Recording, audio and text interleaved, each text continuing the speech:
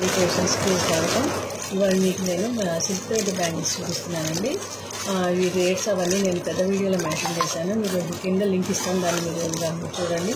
నేను ఓట్కు మీకు కొన్ని చూపిస్తున్నాను అనుకోండి. ఇది కొన్ని రిటర్న్ గిఫ్ట్స్ కోసమని ఇంట్లో కానీ తీసుకున్నామండి. జేఎస్పీ క్రియేషన్స్ వాళ్ళ దగ్గర పర్చేజ్ చేశాను.